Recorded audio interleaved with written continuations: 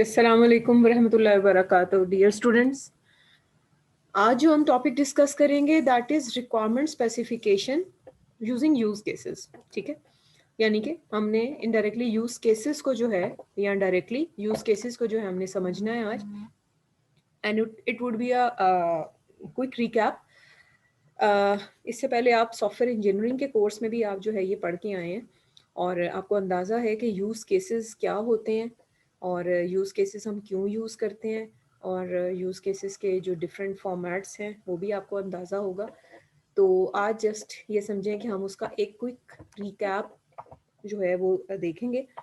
और requirement specification का आपको आइडिया है कि रिक्वायरमेंट स्पेसिफिकेशन का क्या मतलब है कि रिक्वायरमेंट्स को राइट डाउन करना। ठीक है, रिक्वायरमेंट्स को नोट डाउन करना, लिखना।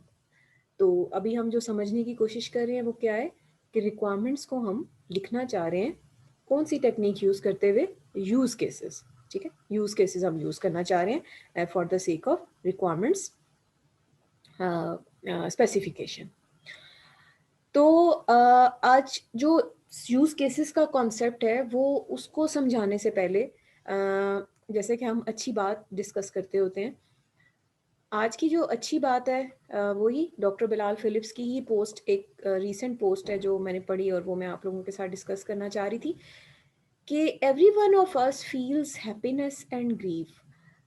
हम में से हर इंसान जो है वो एक्सपीरियंस करता है खुशी भी और गम भी। However, make your joy with gratitude and endure your grief with patience। ठीक है, मगर क्या है कि जो भी हमारे साथ इस वक्त जो भी फीलिंग है, जो भी फीलिंग अटैच है, चाहे वो गम है, चाहे खुशी है, चाहे हम समझ ही नहीं पा रहे, कभी कभी ऐसा भी होता है कि हम अपनी फीलिंग भी समझ नहीं पा रहे होते।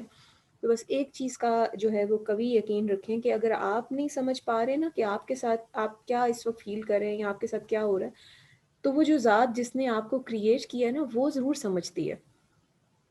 मैं हमेशा आपसे अक्सर जो कहती होती हूँ ना कि कभी अगर ऐसी फीलिंग भी हो ना आपको कि आपको दुआ में लफ्ज़ ना समझ आ रहे हों, अपनी कैफ़ियत कि आप क्या कैफ़ियत अपने परवरदिगार से शेयर करें, तो आप अगर जस्ट दुआ में जस्ट हाथ ही बुलंद कर देते हैं और बस अल्लाह के साथ एक कनेक्शन बनाते हैं कि हमें समझ ही नहीं आ रही कि हम क्या मांगें और क्या कहें, तो मेरे रब तू जानता है, तू समझता है। तो हकीकत है कि वो रब जानता है, वो समझता है, वो महसूस करता है, वो सब कुछ जो है वो समीउल अलीम है, देखने और समझने वाला, जानने वाला।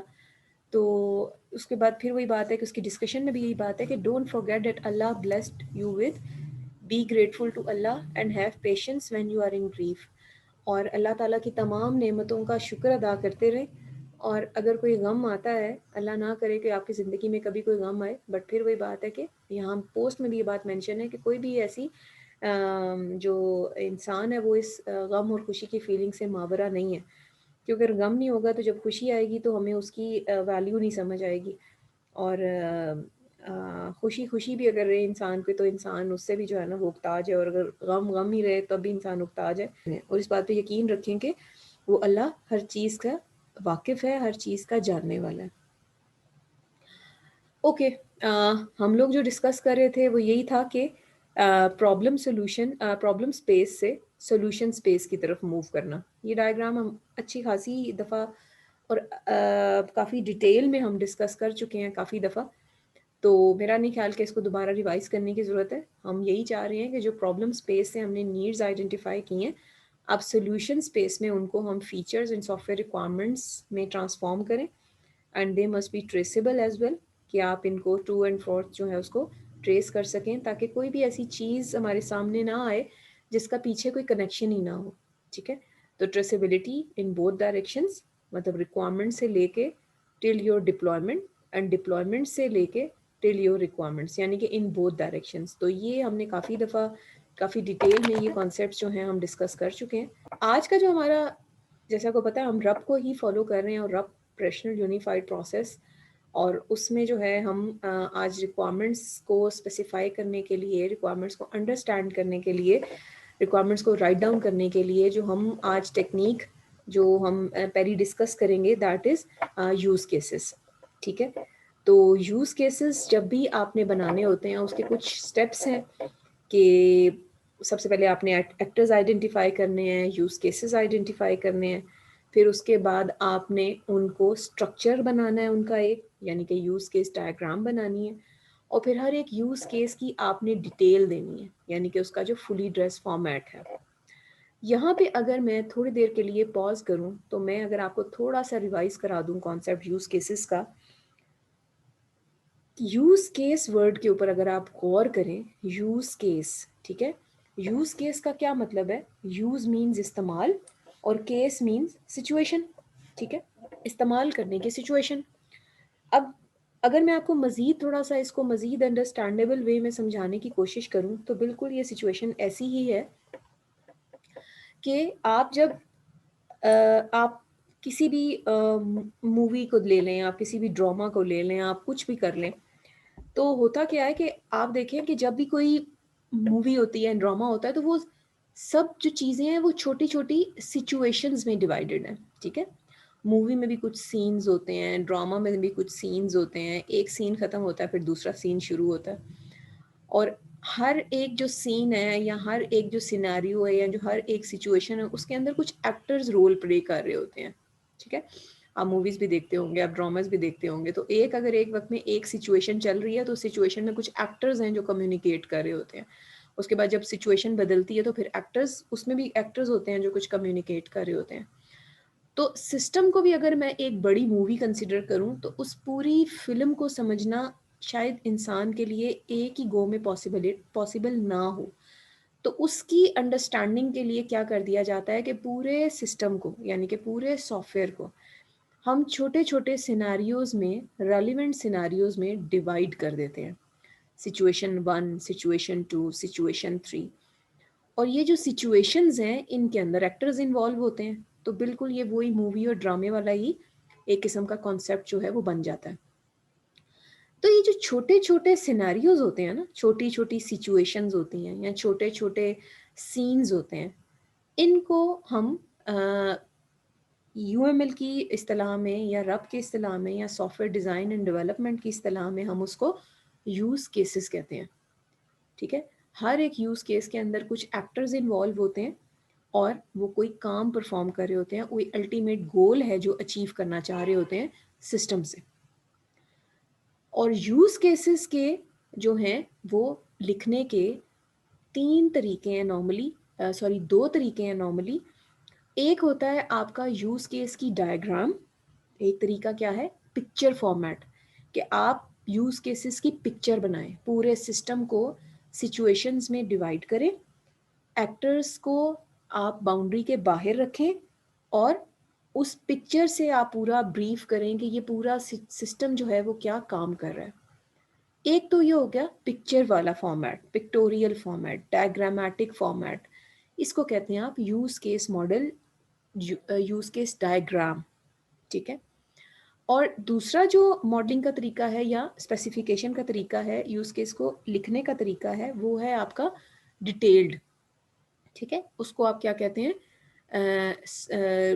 डिस्क्रिप्टिव फॉर्मेट, ठीक है? यानी कि उसकी इंग्लिश लिखी हुई हो उसके अंदर। पहला वाला तो डायग्रामेटिक नोटेशन है ना, दूसरी वाली जो है वो डिटेल्ड नोटेशन है या उसको कह लें कि डिस्क्रिप्टिव नोटेशन है। अब जो डिस्क्रिप्टिव नोटेशन है उसके अंदर भी 3 फॉर्मेट्स एग्ज़िस्ट करते हैं। एक आपका ब्रीफ फॉर्मेट होता है कि जस्ट वो आप एक पैराग्राफ की फॉर्म में जो है ना, आप उसको बस पूरी सिचुएशन को बता देते हैं कि ये पूरी सिचुएशन ये है। और जो एक बहुत मैनेज्ड फॉर्म में जो एक आपका फॉर्मेट होता है, उसको हम कहते हैं फुली ड्रेस फॉर्मेट, जिसमें हर एक सेक्शन जो है वो कुछ हेडिंग्स के अंदर जो है वो डिवाइडेड होता है कि इसमें एक्टर कौन होंगे, इसके अंदर इसकी प्री कंडीशन क्या है, इसकी पोस्ट कंडीशन क्या है, इसके अंदर मेन सक्सेस सिनेरियो क्या है, इसमें ऑल्टरनेट एक्सटेंशन पॉइंट्स क्या आ रहे हैं, ठीक है? हम एग्जांपल्स के थ्रू भी आगे देखेंगे कि ये मैं क्या बात कर रही हूँ।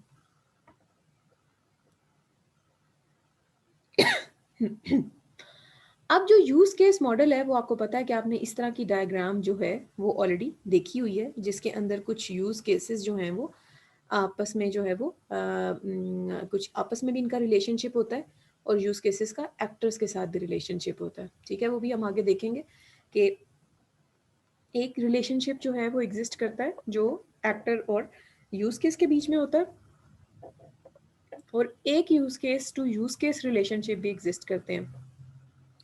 तो वो हम लेटर लेक्चर्स में, लेटर स्लाइड्स में अभी हम देखेंगे। तो बस आपको इतना पता होना चाहिए अभी तक इस जगह कि इस तरह से use case modelling using diagram की जाती है, जो कि यूज केसेस जो हैं वो सॉफ्टवेयर इंजीनियरिंग में इंतहाई एक स्ट्रॉन्ग किस्म का डायग्रामेटिक नोटेशन कंसीडर की जाती है। क्यों? क्योंकि ये रिक्वायरमेंट्स की एलिसिटेशन से लेके, ठीक है, ये रिक्वायरमेंट्स की कलेक्शन में भी यूज़ होता है कि आपने फॉर एग्जांपल अगर आपने रिक्वायरमेंट्स गैदर करनी है, आप एक यूज़ केस डायग्राम बनाएं और अपने कस्टमर को दिखा दें कि हमें ये समझ आती है कि आप सिस्टम से ये बनवाना चाह रहे हैं। ये रिक्वायरमेंट एलिसिटेशन से लेके analysis, design, implementation, testing, user documentation, ये हर जगह पे जो है ये यूज़ केसेस जो हैं वो इस्तेमाल हो सकते हैं। जैसे फॉर एग्जांपल अगर आप डिज़ाइन मॉडल्स की बात करें कि यानी कि जैसे फॉर एग्जांपल अगर आपने इससे रिलेटेड जो है वो डोमेन मॉडल बनाना है, ठीक है। डोमेन मॉडल का मैंने आपको लास्ट टाइम जब मैंने बिजनेस मॉडलिंग आपको पढ़ाई थी तो मैंने आपको बताया था कि डोमेन मॉडल और क्लास डायग्राम में ये फ़र्क होता है कि जो आपका डोमेन मॉडल है उसके अंदर आपकी सिर्फ डोमेन के कॉन्सेप्ट्स होते हैं, ज़रूरी नहीं कि उसके अंदर सॉफ्टवेयर की क्लासेस भी शामिल हों। उसका दूसरा फ़र्क ये है कि उसके अंदर मेथड्स नहीं होते, उनके अंदर सिर्फ एट्रीब्यूट्स होते हैं, ठीक है। जबकि क्लास डायग्राम के अंदर क्या है, आपके मेथड्स भी होते हैं, और वो सारी की सारी जो क्लासेस होती हैं वो किसकी होती हैं, सॉफ्टवेयर क्लासेस होती हैं।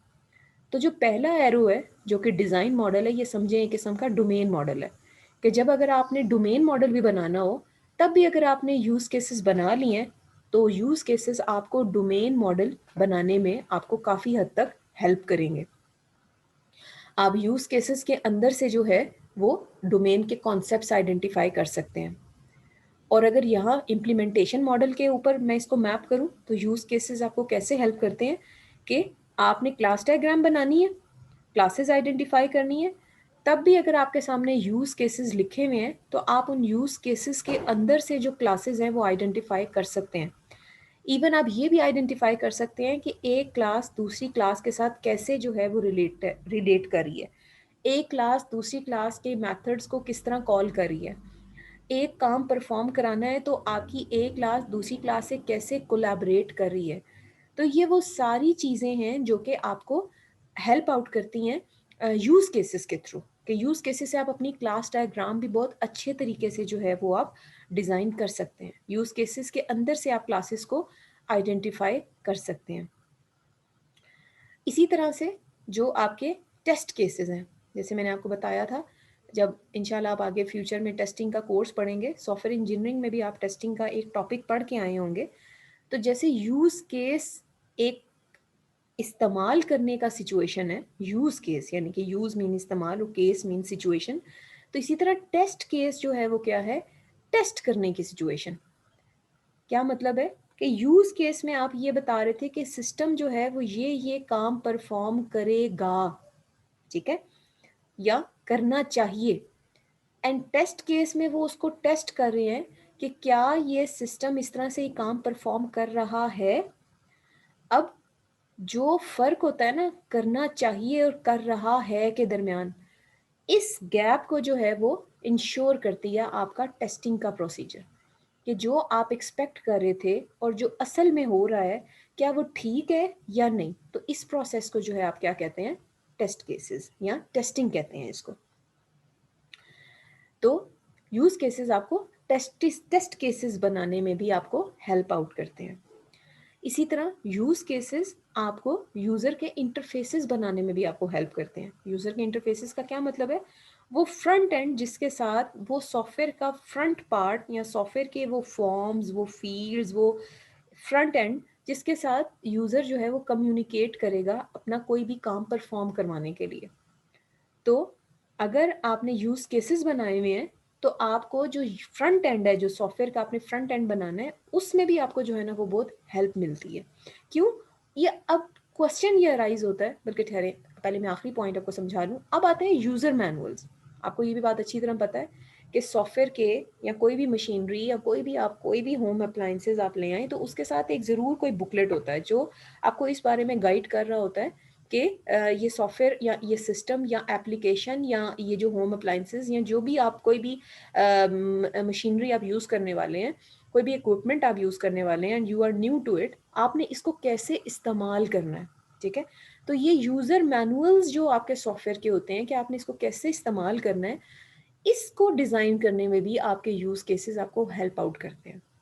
Now here the question arises, why? ऐसी क्या स्ट्रेंथ है यूज़ केसेस में कि जो आपकी हर एक डेवलपमेंट स्टेज में आपको जो है वो हेल्प कर रहे हैं? इसकी पहली वजह जो मैंने लेक्चर के स्टार्ट में आप लोगों को बताई थी, इसकी पहली वजह क्या है कि पूरे सिस्टम को एक ही पूरी सिचुएशन में समझना बहुत मुश्किल है, क्योंकि सिस्टम एक कॉम्प्लेक्स चीज़ है, सिस्टम एक कॉम्प्लिकेटेड चीज़ है। तो जब आप उस कॉम्प्लिकेटेड चीज़ को आप ब्रेक डाउन कर देते हैं अंडरस्टैंडेबल कंपोनेंट्स में, अंडरस्टैंडेबल सिचुएशंस में, तो हमें उस पूरे सिस्टम को मैनेज करना, उसको समझना हमारे लिए बेहद आसान हो जाता है। तो ये जो ब्रेक डाउन किया है हमने पूरे सिस्टम को in the form of certain scenarios, in the form of certain situations, इस सिचुएशनल ब्रेकडाउन को जो है हम क्या कहते हैं? Use cases. तो अब जब आपने डिवाइड कर दिया तो आपको पता है कि ये इंसानी साइकोलॉजी है कि आप जब कोई मुश्किल चीज़ होती है उसको आप डिवाइड करके अगर आप समझें तो आप आसानी से समझ सकते हैं। जैसे आपको याद होगा बचपन में जब अपने याद करते थे, स्पेलिंग्स याद करते थे, तो बड़े स्पेलिंग्स होते थे तो वो उन स्पेलिंग्स को इकट्ठा याद करना आपके लिए मुश्किल होता था या इकट्ठा अंडरस्टैंड करना उसके लिए मुश्किल होता था। तो आप क्या करते थे? उनको छोटे-छोटे पीसेस में डिवाइड करके समझ के तो फिर उसके बाद आप उसको मेमोराइज़ करते थे और आपको वो याद हो जाता था। तो ये डिवाइड एंड कॉन्कर का जो रूल है ये ओवरऑल आपको जो है ना वो हेल्प आउट करता है। तो यहाँ पे भी हम क्या कर रहे हैं कि पूरे सिस्टम को हमने क्या कर दिया, छोटी-छोटी सिचुएशंस में हमने उसको ब्रेक डाउन किया और फिर हम उसको अब जो है वो क्या करना चाह रहे हैं, हम उसको अंडरस्टैंड करना चाह रहे हैं। तो that was the key reason behind कि आपका जो यूज़ केस मॉडलिंग है वो इतनी स्ट्रॉन्ग किस्म की बैकबोन की हैसियत क्यों रखता है आपकी रिक्वायरमेंट्स में या एनालिसिस एंड डिज़ाइन में या टेस्टिंग में या इम्प्लीमेंटेशन में? क्यों? क्योंकि ये सिस्टम की ओवरऑल मैनेजमेंट में आपको जो है ना वो बहुत ज़्यादा एड करता है। ओके, अब जब आपने यूज़ केसेस जब आपने डिज़ाइन करने हैं, यूज़ केसेस जब आपने लिखने हैं, तो यूज़ केसेस जो हैं बेसिकली क्या हैं? Are a way of capturing and documenting your software requirements. जो हम बात डिस्कस कर चुके हैं कि यूज़ केसेस आपकी सॉफ्टवेयर की रिक्वायरमेंट्स को आइडेंटिफाई करने के लिए, कैप्चर करने के लिए और उनको राइट डाउन करने के लिए जो है वो बड़ा एक बेहतरीन जो है वो एक टूल के तौर पे जो है वो काम करता है। हमने जब रिक्वायरमेंट एलिसिटेशन की टेक्निक्स भी हम पढ़ रहे थे, जैसे हमने स्टोरी बोर्डिंग पढ़ी, हमने इंटरव्यूज़ पढ़े, हमने वर्कशॉप्स पढ़े, तो उसमें हमने यूज़ केसेस का भी जो है वो लिस्ट में नाम देखा था कि यूज़ केसेस देखें आपके हर जगह, हर एक सॉफ्टवेयर डेवलपमेंट की कोई भी जो एक्टिविटी है उसके अंदर आपको बेहतरीन तरीके से जो है वो आपको हेल्प आउट करता है। अब एक यूज़ केस मॉडलिंग के लिए आपके पास कुछ टिपिकल स्टेप्स हैं जो आपको जो है वो पता होने चाहिए, ठीक है? यूज़ केस मॉडलिंग, मैं वही बात कह रही हूँ कि यूज़ केस मॉडलिंग में आपके पास जो है वो क्या आती है, आपकी डायग्राम्स भी आती हैं और यूज़ केस मॉडलिंग में आपके पास आपकी फुली ड्रेस फॉर्मेट यानी डिस्क्रिप्टिव फॉर्मेट भी आता है, ठीक है। तो ओवरऑल जेनेरिकली जब यूज़ केस मॉडलिंग की बात की जाए तो इसका ये मतलब नहीं है कि सिर्फ डायग्राम, ये बात याद रखिएगा, मैं रिपीट कर रही हूँ कि जब बात हो रही हो यूज़ केस मॉडलिंग की तो इसका कतई सिर्फ, मैं फिर फोकस कर रही हूँ, सिर्फ सिर्फ ये मतलब नहीं है कि आप सिर्फ डायग्राम की बात कर रहे हैं। यूज़ केस मॉडलिंग में आपका डिस्क्रिप्टिव फॉर्मेट भी आता है, जिसको मैंने पहले भी जिक्र किया, जिसको आप फुली ड्रेस फॉर्मेट के थ्रू भी लिखते हैं, ब्रीफ फॉर्मेट के थ्रू भी लिखते हैं। तो हम जो है वो डिस्कस करेंगे फुली ड्रेस फॉर्मेट और मॉडलिंग का दूसरा तरीका हमारी डायग्रामेटिक नोटेशन। अब मॉडलिंग के लिए चाहे वो डायग्रामेटिक नोटेशन है, चाहे वो डिस्क्रिप्टिव फॉर्मेट है, कुछ टिपिकल स्टेप्स हैं जो आपको मस्ट पता होने चाहिए। कौन कौन से? एक तो ये कि आपको जो है वो सिस्टम बाउंड्री आपने आइडेंटिफाई करनी है, सिस्टम की बाउंड्री, ठीक है, कि आपका जो सिस्टम है उसकी बाउंड्री क्या है, what is included and what is not included your system. Then what you need to know is actors, कि आपको पता हो कि इस बाउंड्री के बाहर सिस्टम से कौन कौन से एक्टर्स हैं जो कम्युनिकेट कर रहे हैं और उनका क्या मकसद है जो आप अचीव करना चाह रहे हैं. फिर नेक्स्ट क्या है, आपके पास वो सिनेरियोज, वो सिचुएशंस आपके पास स्पेसिफाइड हो, वो यूज केसेस, वो सिनेरियोज आपके पास आइडेंटिफाइड हों. अब जिस सिचुएशंस आपके सामने आ गई तो आपको पता है कि हर एक सिचुएशन में नॉर्मल सिचुएशन, एक सिचुएशन होती है नॉर्मल सिचुएशन और कुछ होती है उस नॉर्मल सिचुएशन के अंदर कुछ एक्सटेंशन पॉइंट्स, कुछ ऑल्टरनेट पॉइंट्स, वो भी आपको पता होने चाहिए. हम एग्जांपल्स भी देखेंगे आगे. देन फिर उसके बाद तब तक आप इस मॉडलिंग को जो है आपको पता है कि हम आइटरेटिव डेवलपमेंट करते हैं सॉफ्टवेयर इंजीनियरिंग में. तब तक आप अपने boundary actors and use cases को पॉलिश करते रहते हैं, आइडेंटिफाई करते रहते हैं, उनको एनालाइज करते रहते हैं, जब तक कि आपके सारे स्टेक होल्डर्स, आपके कंसर्न डेवलपर्स, आपके सारे डिज़ाइनर्स इस बात में मुत्तफिक नहीं हो जाते कि हाँ यही वो सिस्टम है, यही वो यूज़ केसेस हैं, यही वो सिचुएशंस हैं और यही लोग वो यूज़ कर रहे हैं, जब तक कि उनकी एक अंडरस्टैंडिंग, एक तसल्ली जिसे कहते हैं कि क्रिएट नहीं हो जाती, तब तक हम उसको आइटरेट करते रहते हैं. अब जो बात हो रही है सिस्टम बाउंड्री की, तो जो सिस्टम बाउंड्री है वो क्या है, ये वही बात है कि आपका जो सॉफ्टवेयर है, जो आपका सिस्टम है, उसकी बाउंड्री क्या है. ठीक है, आपने उस चीज़ का तयन करना है. जैसे फॉर एग्जांपल आपको अगर हायर किया गया है कि आप जो हैं वो रिक्वायरमेंट एनालिस्ट हैं और आपने रिक्वायरमेंट्स जो हैं वो कैप्चर करनी है लाइब्रेरी इंफॉर्मेशन सिस्टम की. ठीक है, तो जो आपकी लाइब्रेरी में होने वाले जितने भी आपके प्रोसेसेस हैं उनकी जो ब्रेकडाउन है या उनकी जो रिक्वायरमेंट्स हैं, that is the responsibility of your team. मगर अगर कोई कहता है कि अब ये फाइनेंशियल जो इसके एस्पेक्ट्स हैं और जो फाइनेंस डिपार्टमेंट है वो भी इसके अंदर आप इंक्लूड करें, तो वो क्या होगा, वो जो फाइनेंशियल वाला सारा कंपोनेंट है वो आपके सिस्टम की बाउंड्री से बाहर है, वो आपकी बाउंड्री का पार्ट नहीं है. तो क्या है कि बीइंग अ रिक्वायरमेंट एनालिस्ट सबसे पहले जो आपने डिसाइड करना होता है वो ये होता है कि आपका जो स्कोप है या जो आप सॉफ्टवेयर जो आप बनाने वाले हैं, जो ये सिस्टम इम्प्लीमेंट करने वाले हैं, उसकी बाउंड्री क्या चीज़ है. जब आपको अपनी बाउंड्री पता चल जाती है तो फिर आप जो है ना इस बात का तयन करते हैं कि आपकी बाउंड्री के बाहर क्या चीज़ है. जैसे इसकी एक और एग्जांपल मैं आपको देती हूँ कि फॉर एग्जांपल आप जो है वो किसी भी पॉइंट ऑफ सेल टर्मिनल की एग्जांपल ले लें, किसी भी कैश एंड कैरी के अंदर जो एक सॉफ्टवेयर काम कर रहा होता है उसकी एग्जांपल ले लें.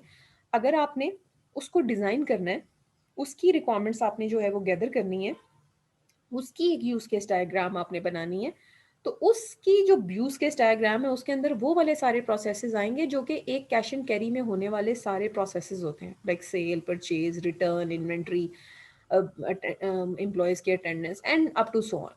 बट अगर जैसे बात की जाए कि अगर पेमेंट्स हैं, ठीक है, डेबिट कार्ड के थ्रू, क्रेडिट कार्ड के थ्रू अगर पेमेंट्स हो रही हैं, तो जो वो पेमेंट्स का सारा काम है वो आपके बाउंड्री का हिस्सा नहीं है, वो इंक्लूडेड नहीं है आपकी बाउंड्री के अंदर. वो जो है वो डिपेंडेंट है एक बैंकिंग के सिस्टम के ऊपर जो कि आपकी बाउंड्री से बाहर है. आप उस पूरे कंपोनेंट को बिल्ड नहीं करना शुरू कर देंगे. यहाँ पे जो अदर सिस्टम है ये वो वाला सिस्टम है जो कि आपकी बाउंड्री से बाहर है, मगर आपका सिस्टम एक पूरे काम को कंप्लीट करने के लिए उस वाले सिस्टम से कोई कम्युनिकेशन कर रहा है. ठीक है, यानी कि उसको कोई इनपुट दे रहा है और वो आपको कोई आउटपुट दे रहा है, आप उससे कोई सर्विस रिक्वेस्ट कर रहे हैं और वो आपको कोई सर्विस जो है वो रिटर्न कर रहा है. तो इसका क्या मतलब है कि जो दूसरा सिस्टम है वो आपके सिस्टम के लिए एक एक्टर है, एक आपका सिस्टम का एक्टर है, प्राइमरी एक्टर, और एक जो है वो आपके सिस्टम का जो है वो सेकेंडरी एक्टर है जो कि आपके सिस्टम के साथ कम्युनिकेट कर रहा है. ठीक है, so system boundaries, you must need to focus on this point कि what is included in inside your system and what is actually explicitly outside of your system boundary. तो इस चीज़ का तयन करना जो है वो बहुत ज़रूरी है कि आपकी कैपेसिटी के अंदर क्या चीज़ शामिल है। जैसे आप कहते हैं ना कि आपकी कोई रिस्पॉन्सिबिलिटी है या आपको कोई काम दिया गया है, तो आपको पता है कि आपने ये काम जो है वो करने हैं।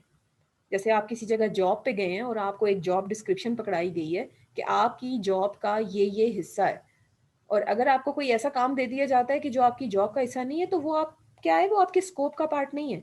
आप कहेंगे that is not the part of my job. ठीक है। तो अब घर में भी अगर आप कोई, जैसे मैं अगर बहुत आपको देसी किस्म की मिसाल दूं, घर में अगर आपको कोई काम वाली जो है वो आप रखते हैं और उसको जो है आप समझा देते हैं कि तुमने ये काम करने हैं, और कभी आप उसको कहेंगे जाके बाहर गाड़ी साफ करो, तो वो आपको एक्सप्लिसिटली कहेगी ये मेरी बाउंड्री का पार्ट नहीं है, ये मेरी जॉब का पार्ट नहीं है, वो आउट ऑफ द बाउंड्री है ये बात। Now here comes actor. Actor जो एक चीज है वो आपके सिस्टम की बाउंड्री के अंदर नहीं आता। एक्टर सिस्टम की बाउंड्री के बाहर आता है। क्यों? क्योंकि ये एक रोल है जो एक किसी एक्टर ने परफॉर्म करना है सिस्टम को लेके। सिस्टम के अंदर प्रोसेसेस आ रहे हैं जो कि एक्चुअली में वर्क प्रोसीजर्स हैं या बिजनेस प्रोसेसेस हैं जो कि होने हैं, जबकि जो एक्टर है वो बाउंड्री के बाहर होता है और वो कोई रिक्वेस्ट करता है उन बिजनेस प्रोसेसेस को इनिशिएट करने में। ठीक है। और एक्टर्स जो हैं वो इंफॉर्मेशन इंटरचेंज कर रहे होते हैं बाउंड्री के बाहर रहते हुए। एक्टर कभी भी बाउंड्री के अंदर नहीं होगा। ये एक्टर जो है वो इंफॉर्मेशन का गिवर भी हो सकता है और इंफॉर्मेशन का रिसीवर भी हो सकता है। ये इस तरह से इंटरैक्ट कर रहा होता है किसी भी सिस्टम के साथ। ठीक है। और actor, once again very important thing, actor is basically a role. And जैसे मैंने आपको बताया था कि मूवी में भी अगर आप देखें तो एक्टर्स जो हैं वो रोल प्ले कर रहे होते हैं। उनका एक रोल होता है उस पर्टिकुलर सिचुएशन में। हो सकता है उसी एक्टर का किसी और सिचुएशन में कोई और रोल हो। ठीक है। वो कोई और रोल प्ले कर रहा हो। एक सिचुएशन में अगर एक एक्टर एक बाप का रोल कर रहा है, तो हो सकता है अगले सिचुएशन में वही वाला एक्टर जो है वो एक हस्बैंड का रोल प्ले कर रहा हो। तो एक्टर्स जो है वो ह्यूमंस भी हो सकते हैं, मशीन भी हो सकती है, कोई अ, कोई और सिस्टम भी हो सकता है। जैसे अभी हमने पिछली एग्जांपल में देखा था कि वहाँ पे जो है वो आपका जो एटीएम मशीन, सॉरी, जो आपका सिस्टम का जो जो आपका कार्ड वगैरह वैलिडेट कर रहे हैं, वो एक जो सर्विस है वो एक अलग सिस्टम है, बट वो आपके सिस्टम की बाउंड्री के साथ एज एन एक्टर, ठीक है, आपको सपोर्ट कर रहा है। अब क्वेश्चन ये आता है कि हु इज एन एक्टर। ठीक है। एक्टर वो इंसान होता है, या जिसको आप कह लें कि प्राइमरी एक्टर इंसान नहीं, sorry, that can be a machine, that can be a software, that can be a human. अगर हम प्राइमरी एक्टर की बात करें तो प्राइमरी एक्टर कौन बंदा होता है या कौन सी एंटिटी होता है जो कि डायरेक्टली इंटरैक्ट कर रहा होता है आपके सिस्टम के साथ।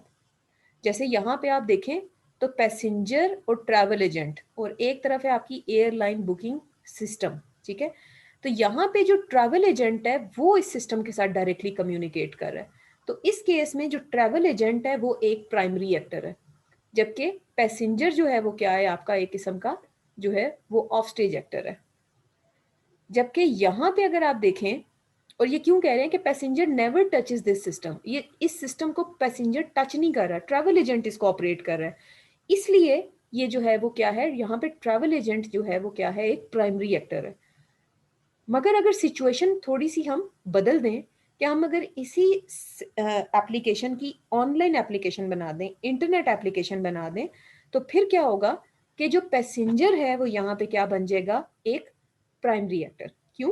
क्योंकि अब यहाँ पे हम किसी ट्रैवल एजेंट के ऊपर डिपेंडेंट नहीं है। अब पैसेंजर डायरेक्टली हमारे सिस्टम के साथ काम कर रहा है, और पैसेंजर हमारे पास, पहले हमारे पास जो था पैसेंजर एक ऑफ स्टेज एक्टर था, अब पैसेंजर हमारे पास क्या बन गया, प्राइमरी एक्टर बन गया।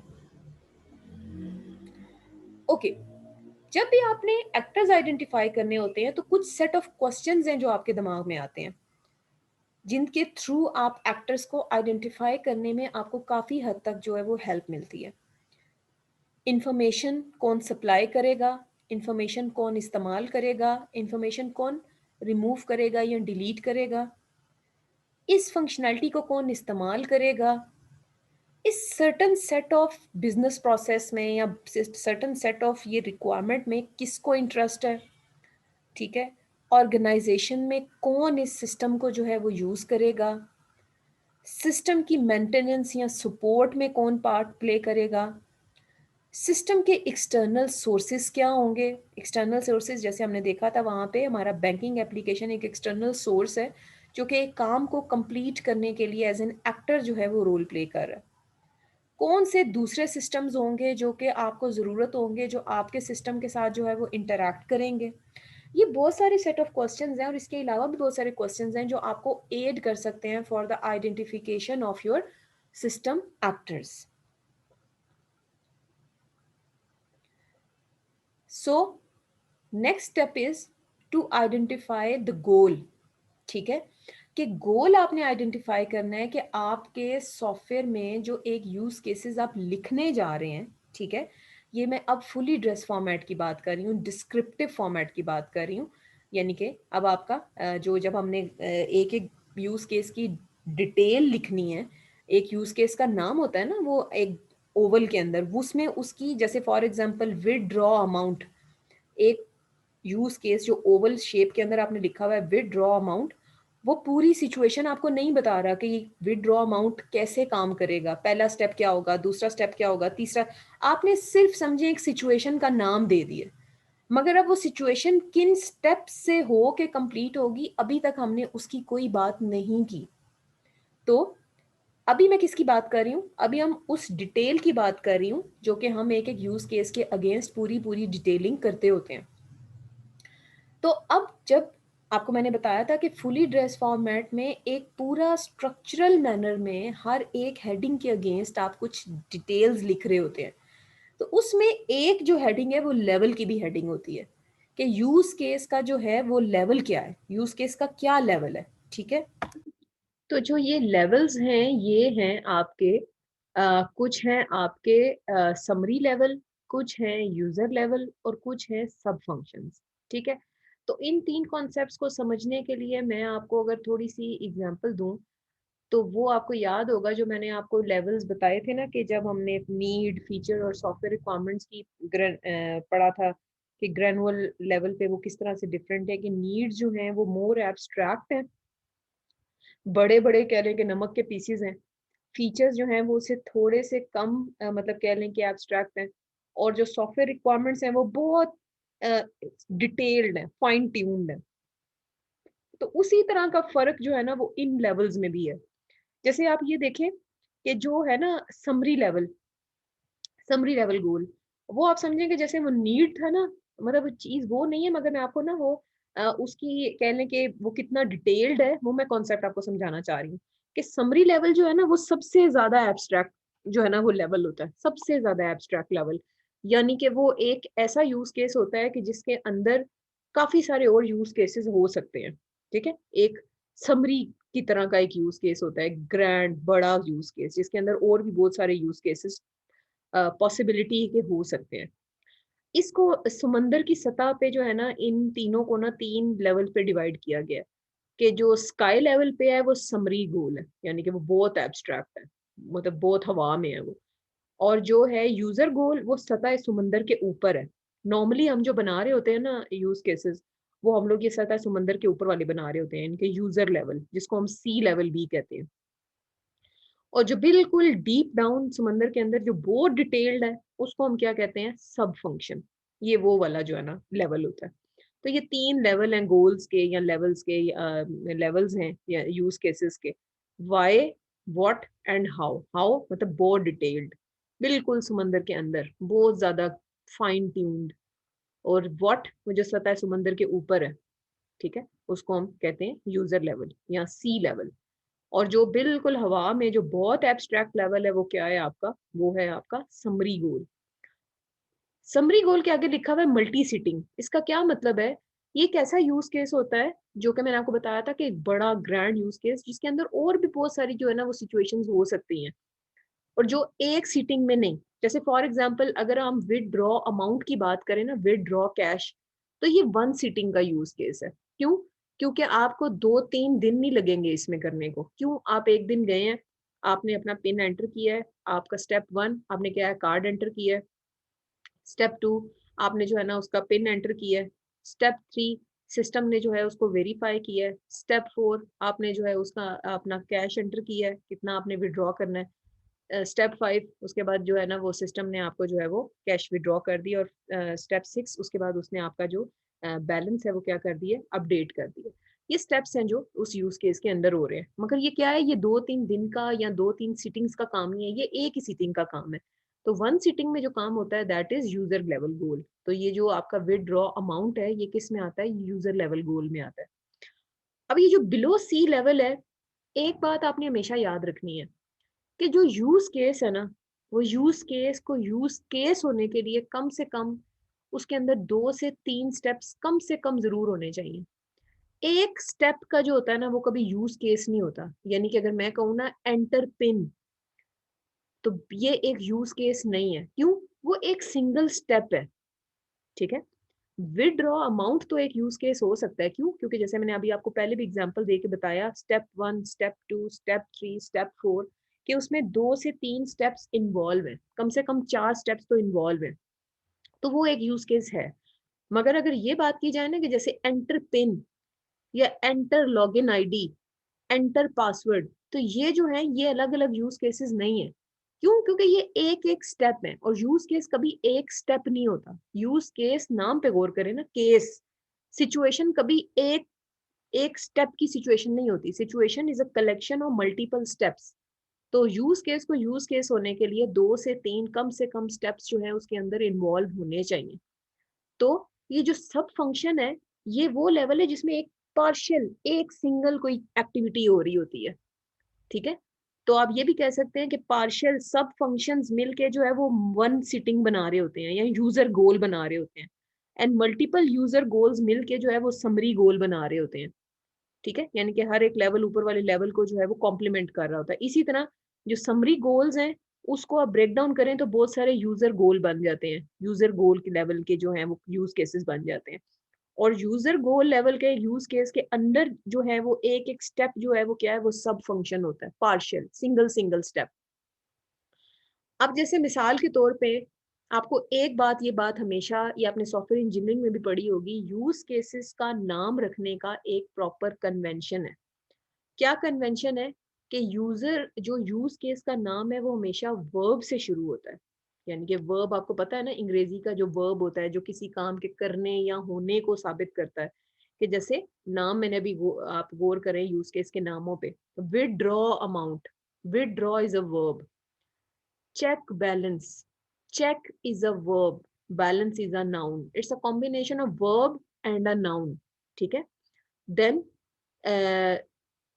उसके बाद आपका जैसे फॉर एग्जांपल एंटर पिन, मगर ये एक यूज केस नहीं है, इट्स अ पार्शियल स्टेप। ठीक है। तो इस बात को आपने याद रखना है, बेशक वो वर्ब से शुरू हो रहा है, enter is a verb, but वो यूज केस की जो डेफिनेशन है ना कि it must have 2 to 3 steps, ये उसको वायोलेट करता है। तो वो क्या है, वो एक पार्शियल स्टेप है उसका।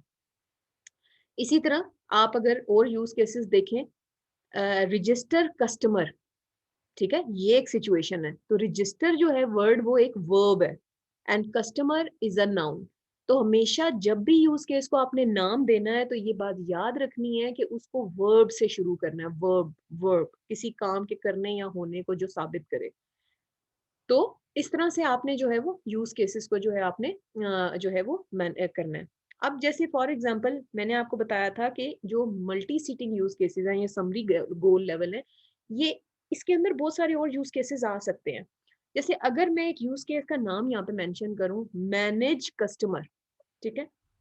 Manage customer, manage is a verb, customer is a noun, ये उस डेफिनेशन पे पूरा उतरता है। मगर ये वाला जो मैनेज कस्टमर यूज केस है ना, ये जैसे मैंने आपको बताया था ना, ये समरी लेवल के अंदर बहुत सारे छोटे छोटे यूज केसेस जो हैं वो निकल सकते हैं उसमें से। तो मैनेज कस्टमर के यूज केस को अगर ब्रेक डाउन करें तो इसमें से बहुत सारे और यूजर लेवल के जो गोल के यूज केसेस हैं ना वो निकल सकते हैं। जैसे कौन कौन से?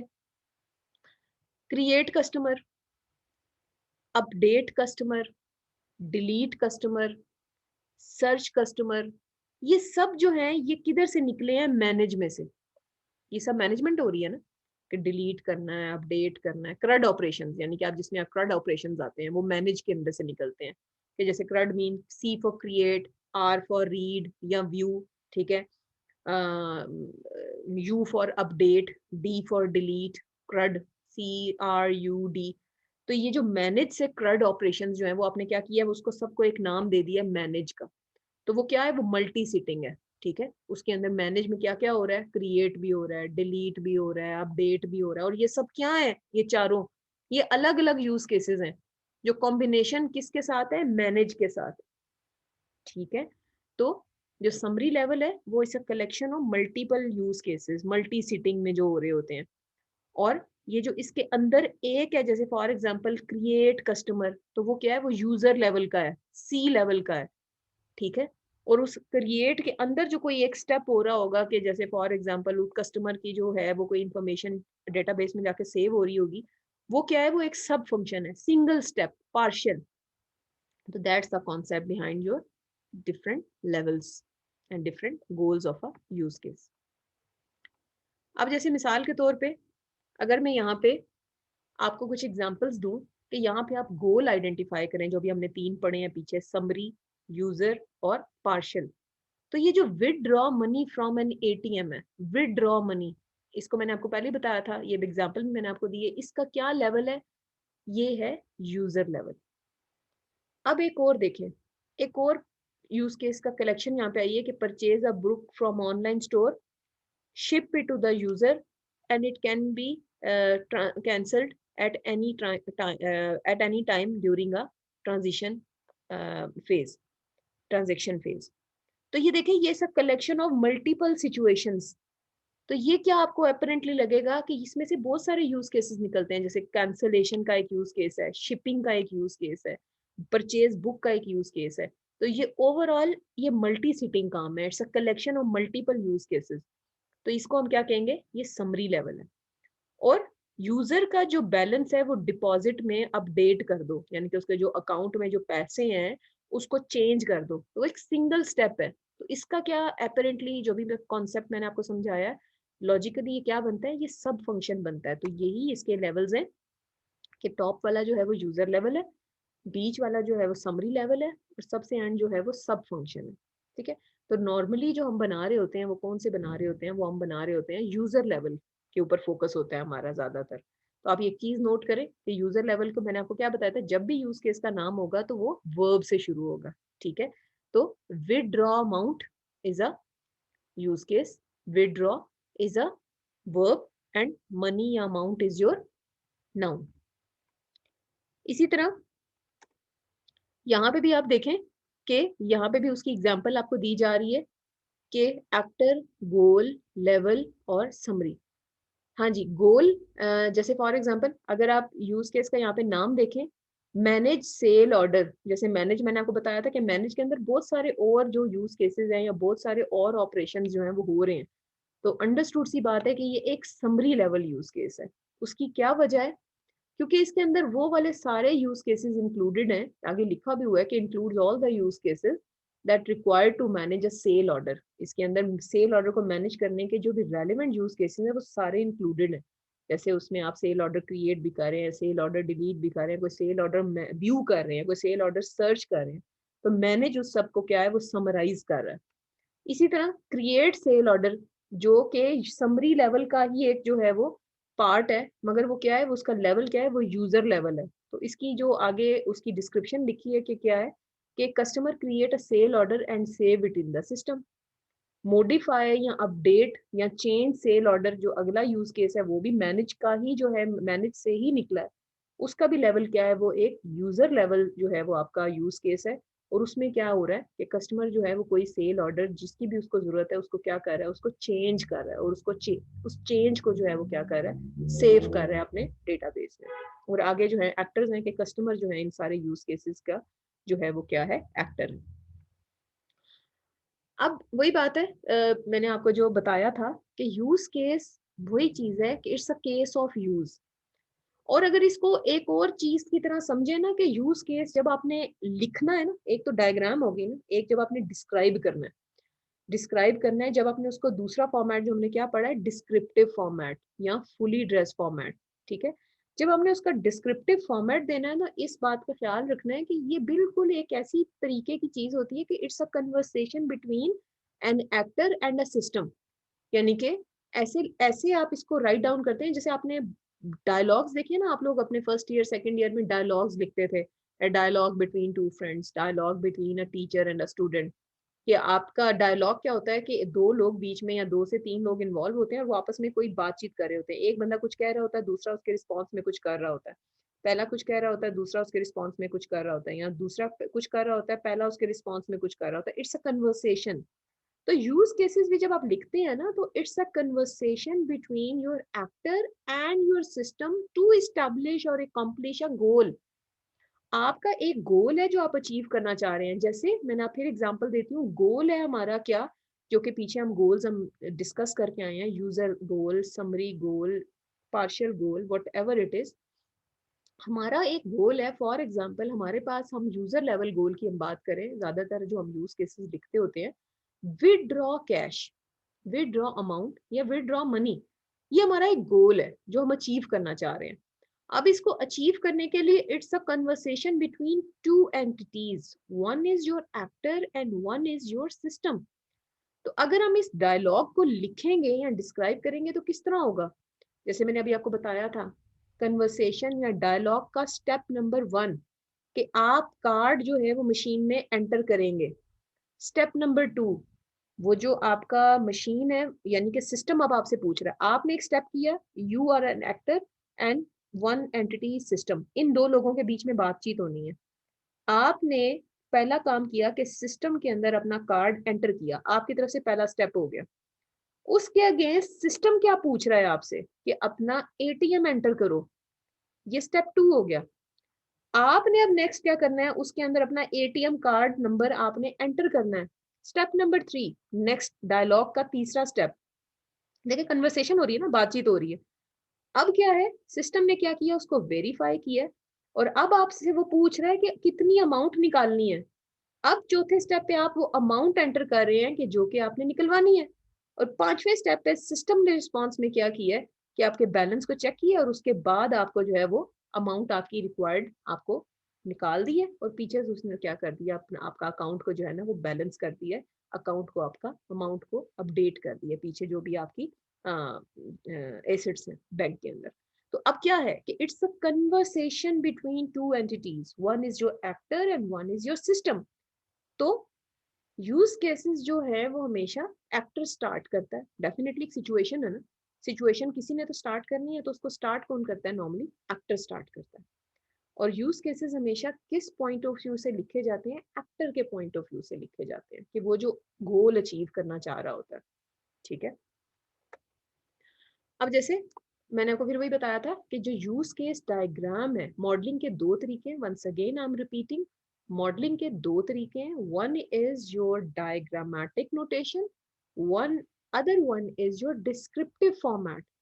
तो जो डायग्रामेटिक नोटेशन है उसके अंदर आपको पता है कि जो स्टिक मैन है वो आपको क्या शो कर रहा होता है, योर एक्टर, एंड जो ये एलिप्स है, ये ओवल है, ये आपको क्या शो कर रहा होता है, यूज केस। अभी आप यहाँ पे देखें, ये यहाँ पे मैं जो मैंने आपको बात बता रही थी कि ओपन अकाउंट, इसका क्या मतलब है, वही बात है कि वर्ब एंड नाउन, ये इसकी कन्वेंशन है नाम को रखने की। जैसे आपको पता है इस्लाम में भी है ना कि जो जब बच्चों के नाम रखो तो इस तरह रखो कि उनका मतलब अच्छा हो। तो इसी तरह यूज केस को नाम रखने की भी कन्वेंशन है कि वो हमेशा वर्ब से शुरू होगा और उसके बाद नाउन होगा, ठीक है। उसके बाद अब दो से तीन उसके नाम हो सकते हैं, जैसे customer account, register customer account या ओपन कस्टमर अकाउंट, ठीक है। मगर स्टार्ट जो है वो हमेशा किससे हो रहा होगा, वो वर्ब से ही हो रहा होगा, फॉलो उसको कौन कर रहे होंगे, नाउन्स। तो यहाँ पे देखें, ये इस डेफिनेशन को, ये वाला जो यूज केस है ये एक्नॉलेज करता है, क्योंकि open is a verb and account is a noun. अच्छा, और उसके बाद ये जो लाइन है जो एक्टर से यूज केस के बीच में जा रही है, इसको हम कहते हैं एसोसिएशन, ठीक है। कि एक्टर जो है वो किसी यूज केस के साथ क्या है, एसोसिएटेड है, इनके दरमियान जो है वो एसोसिएशन है। और use case can be connected to other cases as well, यानी कि यूज केस से यूज केस के दरमियान भी रिलेशन हो सकता है। तो मैंने आपको जैसे बिल्कुल स्टार्ट में लेक्चर में बताया था कि कुछ रिलेशनशिप्स होते हैं जो एक्टर और यूज केस के बीच में होते हैं, जिनको आप कहते हैं एसोसिएशंस। और कुछ ऐसे कनेक्शंस होते हैं जो एक्टर यूज केस और यूज केस के दरमियान में भी हो सकते हैं, उनको कहते हैं आप रिलेशनशिप्स। जो एक्टर और यूज केस के दरमियान होते हैं उसको हम कहते हैं एसोसिएशंस, और जो यूज केस और यूज केस के दरमियान होते हैं उनको आप कहते हैं रिलेशनशिप्स। इनको भी हम आगे डिस्कस करेंगे इन डिटेल। वंस अगेन, मैं हमेशा अभी शुरू से मैं यही बात करती चली आ रही हूँ कि ये बात दिमाग से निकाल दें कि use case modeling is just a diagram. No, use case modeling is composed of basically two ways of description, representation. One is your modeling notation that is known as your diagrammatic notation, and second one is your descriptive notation. Descriptive में वही बात है, multiple formats आते हैं। Descriptive का क्या मतलब है, डायग्राम की क्या मतलब है, नोटेशंस का क्या मतलब है कि आपने फोटो एक पिक्चर फॉर्मेट में एक डायग्रामेटिक नोटेशंस यूज करते हुए आपने यूज केस डायग्राम बना दी। And second one is descriptive. Descriptive कहाँ से निकला, डिस्क्राइब से, लिखने से, राइट डाउन से। तो उसके भी मल्टीपल आपके पता है आपको तरीके हैं, एक फुली ड्रेस फॉर्मेट है, एक ब्रीफ फॉर्मेट है, पैराग्राफ फॉर्मेट है। तो जो हम डिस्कस करेंगे that is your fully dress format. तो बाज लोग इसको डिबेट करते हैं कि डायग्राम बनाना ऑप्शनल है, मेन जो चीज है वो क्या है, वो टेक्स्ट है, यानी कि जो दूसरा फॉर्मेट है descriptive format. But text is important and diagram is also important. Both notations can add you in multiple stages. Diagram से भी आपको बहुत सारी बातों की इंफॉर्मेशन मिलती है बट वो जरा कॉम्पैक्ट होती है, जबकि जो डिस्क्रिप्टिव फॉर्मेट है वो क्या है, वो आपको जरा ज्यादा डिटेल्स जो है वो प्रोवाइड करता है, क्योंकि उसके अंदर स्टेप्स भी होते हैं, उसके अंदर ऑल्टरनेट स्टेप्स भी होते हैं, हर चीज की, हर एक बात की अलग अलग हेडिंग के थ्रू आपको इन्फॉर्मेशन मिल रही होती है। ठीक है, अब जो नेक्स्ट है concept that is use cases versus internal features, इसके ऊपर डिस्कस करते हैं। आप हमेशा जब भी यूज केसेस और फीचर इंटरनल फंक्शनैलिटी की बात करते हैं तो यूज केसेस को लेके आपने दिमाग में एक बात रखनी है कि वो हमेशा यूजर के पॉइंट ऑफ व्यू से आप लिखते हैं। इसका क्या मतलब है कि इसके अंदर आप जो डिटेल्ड वो जो टेक्निकल इंफॉर्मेशन है ना, कि आपके ये काम पीछे कैसे होगा, सॉफ्टवेयर इसको कैसे स्टोर कर रहा होगा, पीछे डेटाबेस की क्यूरीज कैसे चल रही होंगी, उस चीज को आप हाइड रखते हैं। ठीक है, यूज केसेस को लिखते हुए आपका जो प्राइमरी कंसर्न है वो क्या है, आपका व्हाट के ऊपर फोकस होता है कि काम क्या हो रहा होगा। ठीक है, ये जो उसकी डिटेलिंग या टेक्निकल उसकी जो कॉम्प्लेक्सिटीज है ना, वो काम होता है डेवलपर का, कि वो उसको डेवलप कैसे करेगा। कि पीछे अगर फॉर एग्जांपल आपका विदड्रॉ अमाउंट है, ठीक है, तो अब विदड्रॉ अमाउंट के स्टेप्स क्या होंगे वो यूजर को समझ आना चाहिए कि ये पहले ये स्टेप होगा, दूसरा, तीसरा, चौथा। अब पीछे की जो टेक्निकल डिटेल्स हैं वो आपका जो इंटरनल फंक्शनैलिटी है वो आपका यूज केस का काम नहीं है, वो किसका काम है, वो डेवलपर का काम है। पीछे की जो साइंस है वो काम डिटेल लेवल पे किस तरह हो रहा होगा, क्यूरीज कैसे चल रही होंगी, पीछे टेक्निकली डेटाबेस की मैनेजमेंट कैसे हो रही होगी, वो जो है वो आपका कंसर्न नहीं है। वो आपने इस तरह लिखने है कि आपके यूजर को जो है ना वो बात समझ आ रही हो, लेमैन को जो है ना वो बात समझ आ रही हो। इसीलिए इसको इतना जो है ना वो स्ट्रॉन्ग आर्टिफैक्ट के तौर पे इसको जो है ना वो लिया जाता है। जैसे यहाँ पे एग्जाम्पल भी है कि यूज केस क्या हो सकता है, call someone, receive call, send message, इस तरह की चीज, या आप कोई नंबर सेव करना चाह रहे हो अपने फोन में। मगर जो उसके पीछे की है ना सारी चीजें, कि आईओ डिवाइसेस कैसे काम कर रही हैं, फोन बुक की मैनेजमेंट कैसे हो रही है, डेटा सेंड या रिसीव किस तरह हो रहा है, वो सारा काम जो है वो डेवलपर का है। आपने सिर्फ बताना है कि काम क्या हो रहा है, काम कैसे हो रहा है, वो फिर सारी गेम जो है वो डेवलपर की है। आपने यूज केसेस जो है ना वो एक यूजर के पॉइंट ऑफ व्यू से लिखने हैं कि उसको जो है ना वो बात इजीली अंडरस्टैंडेबल हो। अब यूज केसेस जब आपने आइडेंटिफाई करने हैं तो आपने ये देखना है कि how does each actor use a system, what does the system do for each actor. ये बातें हम काफी दफा रिपीट कर चुके हैं। You begin with just a name for a use case and fill its detail in the later stages. वही बात है कि आपने दो नोटेशंस, दो मॉडलिंग के तरीके पढ़े हैं ना, one is diagram and one is descriptive. तो क्या है, जब आपने डायग्राम बनानी है तो सबसे पहला काम यही है कि आपने नाम आइडेंटिफाई करने हैं कि कौन कौन सी सिचुएशंस हैं जो इस पूरे सिस्टम के अंदर मौजूद हैं। जैसे अगर मैं आपको एटीएम का एक सिचुएशन दूं बनाने के लिए, मैप करें कि उसमें से आप जो है ना यूज केसेस आइडेंटिफाई करें, तो पहले सबसे पहले आप नाम आइडेंटिफाई करेंगे। विदड्रॉ कैश की एक सिचुएशन है, चेक बैलेंस की एक सिचुएशन है, सबमिट अमाउंट की एक सिचुएशन है, पे यूटिलिटी बिल की एक सिचुएशन है, चेंज पिन की एक सिचुएशन है, इंक्वायर बैलेंस की एक सिचुएशन है। तो आपने क्या है, वो पहले नाम आइडेंटिफाई कर लिया और उसके बाद क्या किया, वो गोले गोले बनाए हैं, एक बाउंड्री सेट किया और एक्टर्स उसके साथ सेट करके आपने पहली नोटेशन बना दी। बट मैं फिर वही कह रही हूँ कि अब जो ये बात हो रही है इंक्वायर बैलेंस, ये एक गोला, ये जो एलिप्स है, ये पूरी डिटेल आपको नहीं बता रहा कि इसके अंदर स्टेप बाय स्टेप काम किस तरह हो रहा है। तो वो जो स्टेप बाय स्टेप सारी डिटेल्स है वो आपको कौन बताता है, वो जो दूसरी मॉडलिंग नोटेशन है, वो जो डिस्क्रिप्टिव फॉर्मेट है, वो जो फुली ड्रेस फॉर्मेट है, ठीक है।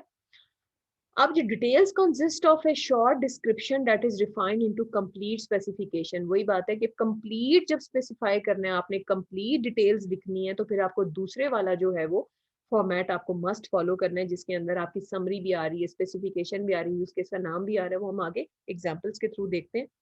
जैसे ये पहली नोटेशन डायग्राम वाली, ठीक है, कि इसके अंदर क्या है, आपके कस्टमर और शिपिंग कंपनी। कस्टमर, आपको पता है प्राइमरी एक्टर हमेशा हम लेफ्ट पे लिखते हैं और जो सेकेंडरी एक्टर्स होते हैं वो आपके राइट पे लिखे जाते हैं, ठीक है। प्राइमरी एक्टर और सेकेंडरी एक्टर में अगर एक मेन फर्क आप देखें तो इसका फर्क ये है कि प्राइमरी एक्टर जो है वो कोई काम परफॉर्म करने के लिए सिस्टम से कोई इंफॉर्मेशन लेना चाह रहा होता है, सिस्टम से कोई काम परफॉर्म करना चाह रहा होता है, यूज केस से कोई गोल अचीव करना चाह रहा होता है, यानी कि यूज केस के आउटपुट के तौर पे कोई उसको जो है उसकी कोई कंसर्न्स जुड़े हुए होते हैं, यानी कि यूज केस की आउटपुट जो है वो उस प्राइमरी एक्टर के लिए कोई मीनिंग रखती है। जबकि सेकेंडरी एक्टर कौन होता है, सेकेंडरी एक्टर एक काम को परफॉर्म करने के लिए इनपुट दे रहा होता है, यानी कि कस्ट जो प्राइमरी एक्टर है वो एक यूज केस से फैसिलिटेट हो रहा होता है, जबकि जो सेकेंडरी एक्टर है वो यूज केस को कंप्लीट होने के लिए फैसिलिटेट कर रहा होता है, ठीक है। तो जैसे अब कस्टमर है, एक यूज केस है आपका एक मेल ऑर्डरिंग सिस्टम में कि एक प्लेस ऑर्डर। आप ये देखें, नाम पे गौर करें आप, सबके जो नाम है वो वर्ब से शुरू हो रहे हैं और उसके बाद नाउन्स आ रहे हैं। Place order, cancel order, check order status, request catalog, ship product, ठीक है, शिपिंग कंपनी क्या करिए, शिप प्रोडक्ट। तो इस तरह से ये एक यूज केस की पहली वाली नोटेशन है, दैट इज डायग्रामेटिक नोटेशन।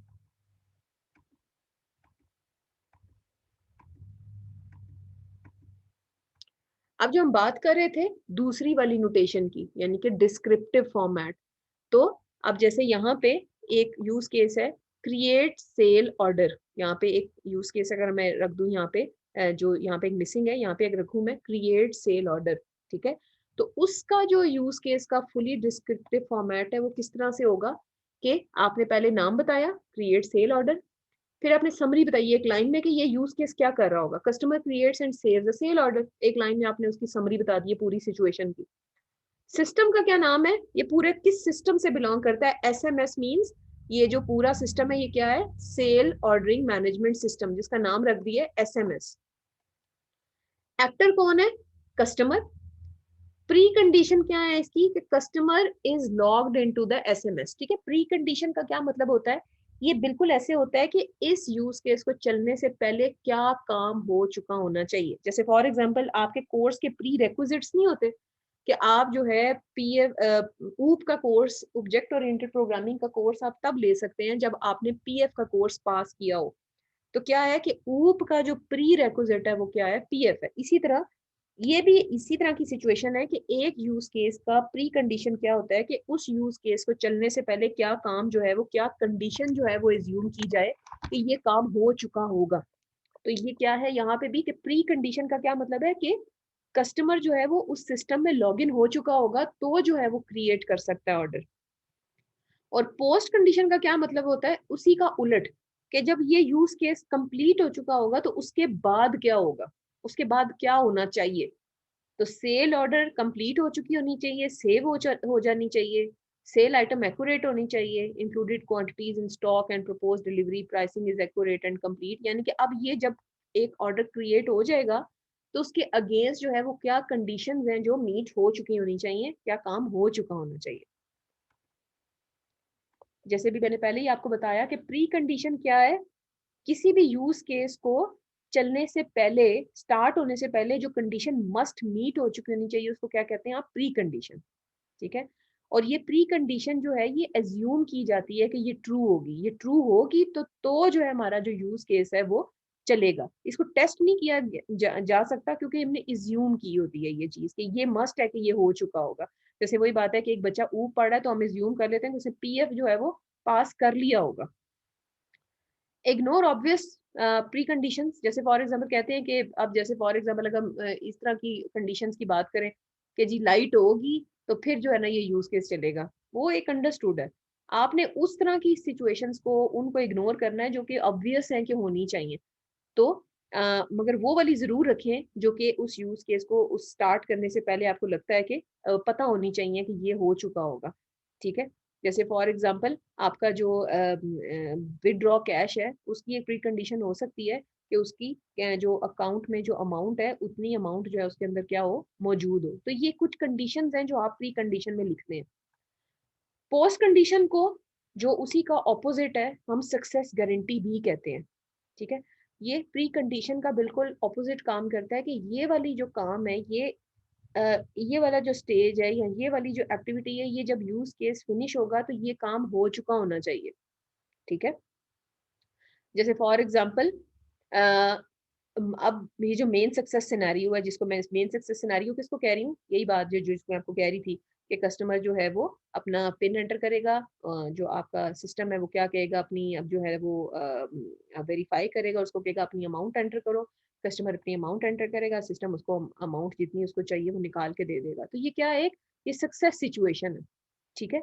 इसी में से जो है ना वो अल्टरनेट पाथ भी निकलते हैं, वो हम बाद में देखेंगे कि अल्टरनेट पाथ क्या किसी हो सकता है पॉइंट पे आपने पिन एंटर नहीं सही किया तो वो क्या है, वो एक अल्टरनेट पाथ बन जाएगा कि उस नॉर्मल सिचुएशन में एक जो है ना अल्टरनेट एग्जिस्ट कर गया, कोई और कंडीशन जो है ना वो आ गई, ये समथिंग कैन गो रॉन्ग। ठीक है। तो आपने जो है वो सक्सेस गारंटी को इस तरह से अंडरस्टैंड करना है कि क्या हो चुका होना चाहिए उसके बाद। हाँ जी, ये जो नया कॉन्सेप्ट आया बीच में एक और, मेन सक्सेस सिनेरियो, जब आप लिख रहे होते हैं तो इसको हम हैप्पी पाथ भी कहते हैं, मेन फ्लो भी कहते हैं, मेन सक्सेस सिनेरियो भी कहते हैं, परफेक्ट वर्ल्ड भी कहते हैं।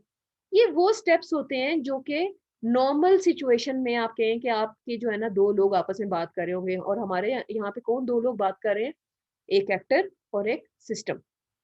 यही बात है कि एक्टर सिस्टम से बात कर रहा है और सिस्टम एक्टर को कुछ रिस्पॉन्स कर रहा है। तो जैसे अभी जो हमने देखा कि इसके अंदर जो विड्रॉ के केस में कोई जो है ना अभी तक प्रॉब्लम नहीं था, मगर प्रॉब्लम कब आ सकता है, आपने जो पिन है ना वो गलत एंटर कर दिया। ठीक है। आपने जो अमाउंट है वो एंटर कर दी है जो कि अब एग्जिस्ट नहीं करती। तो वो क्या है कि वो मेन पॉइंट्स जो मेन सिचुएशन चली आ रही है ना उसके बीच में अगर कोई हुकअप पॉइंट्स आ जाए, ये बिल्कुल ऐसी बात है जैसे फॉर एग्जांपल आपके सिचुएशन एक नॉर्मल सिचुएशन चल रही थी, उसके अंदर कोई ना एक्सेप्शंस आ जाए। तो ये क्या है, ये वो जो एक्सेप्शंस होती हैं वो क्या होते हैं, वो आपके ऑल्टरनेट पॉइंट्स, ऑल्टरनेट सिचुएशंस होती हैं या ऑल्टरनेट पॉइंट्स होते हैं आपके। ठीक है। तो कुछ हमेशा जब भी आपने मेन सक्सेस सिनेरियो लिखना है तो यहाँ पे कुछ बातें आपको दिमाग में रखनी है कि आपने इसको एक्टिव वॉइस में लिखना है। आपको पता है अंग्रेजी में आप जो है वो एक्टिव और पैसिव वॉइस आप पढ़ के आए हैं कि एक्टिव वॉइस क्या होता है, जिसमें आपका बकायदा पता चल रहा होता है कि कौन कर रहा है, और पैसिव वॉइस में पता नहीं होता कि कौन कर रहा है। ठीक है। तो जैसे अभी मैंने बताया ना कि जब आपने मेन सक्सेस सिनेरियो लिखना है तो आपने बकायदा लिखना है स्टेप नंबर 1, कस्टमर एंटर्स, या पहला स्टेप जब आपने विड्रॉ अमाउंट करनी है, step number 1, system asks customer to enter debit card या क्रेडिट कार्ड या जो भी आपका एटीएम कार्ड। ठीक है। कौन कह रहा है और कौन कर रहा है ये बकायदा लिखा होना चाहिए, सिस्टम कह रहा है और कस्टमर कर रहा है। इसी तरह दूसरे स्टेप में customer enters the ATM card, ये लिखा है बकायदा आपने कि कौन कर रहा है। Then system ask to enter ATM pin, आपने बताया बकायदा कि कौन कह रहा है, ये भी लिख सकते थे कि एंटर्स एटीएम पिन। अब यहाँ से कोई इन्फॉर्मेशन नहीं मिल रही कि कौन कह रहा है, क्यों, क्या कर रहा है। बकायदा आपने यहाँ पे जो है ना वो active voice way of writing आपने यूज करना है।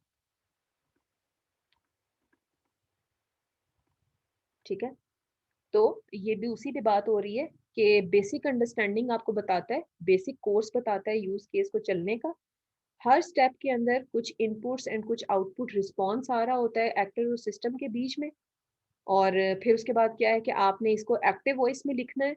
और जब आप ये देखें, अब आप ये जो सिचुएशन लिख रहे हैं, तो अंडरस्टूड सी बात है कि इस सिचुएशन को देखते हुए अगर कोई यूजर इंटरफेस डिजाइनर है जो फ्रंट एंड डिजाइन कर रहा है, उसको कितनी हेल्प मिलेगी इस पूरे राइट अप फॉर्मेट से, कि उसने उसको फ्रंट एंड को कैसे, फॉर्म्स को, फील्ड्स को जिसके थ्रू इनपुट जारी होगी, उससे कितनी हेल्प मिलेगी उसको।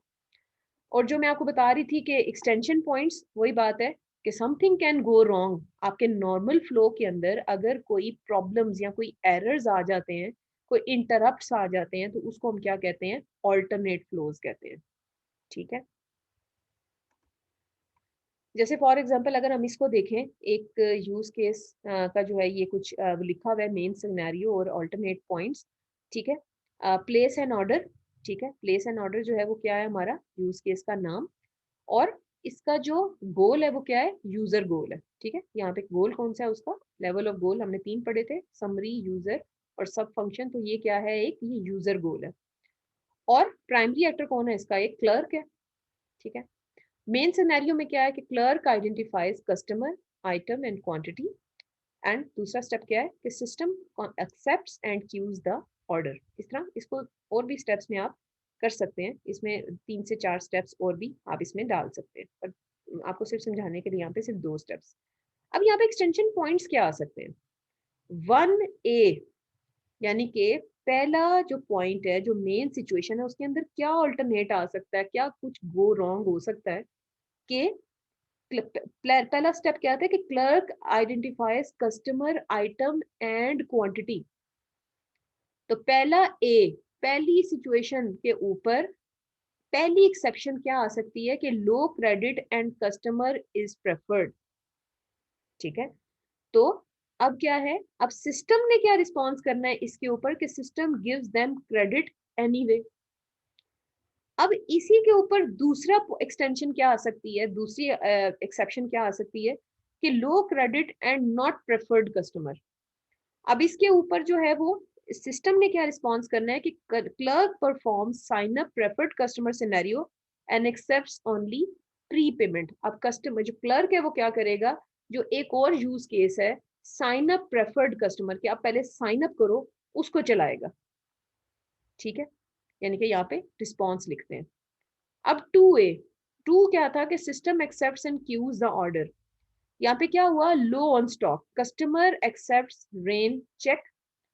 2A1 जिसने सिस्टम ने रिस्पॉन्स क्या करना है कि clerk reduces order to avail stock level के। अब इसको सॉल्व करने के लिए आपने क्या करना है, यानी कि यहाँ पे फिर जो A1, यानी कि ये जो A1 B1 तो ये A1 आते हैं, यहाँ पे अब आपने उसको सॉल्व करने का जो है ना वो आपने वे मैकेनिज्म बताना है कि अब आप उसको आप हैंडल कैसे करेंगे उन सिचुएशंस को। ठीक है, अब जैसे फॉर एग्जांपल कोर्सेज की रजिस्ट्रेशन, ये देखें, ये भी एक स्टोरी पूरी लिखी हुई है कि अगर आपने कोर्स रजिस्टर करना है अपना किसी नए सेमेस्टर में, तो आपको यही स्टेप्स जो हैं वो करने पड़े होते हैं।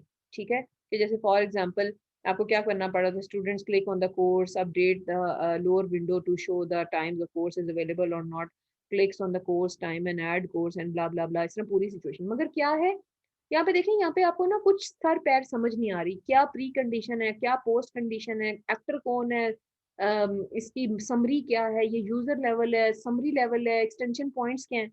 बट ये थोड़ा सा आपके लिए एक मैनेजेबल, एक अंडरस्टैंडेबल वे है कि यहाँ पे आपने पहले सिस्टम का नाम दिया, कोर्स इनरोलमेंट सिस्टम, लेवल बताया है कि ये यूजर लेवल है, समरी लेवल है या सब फंक्शन लेवल है।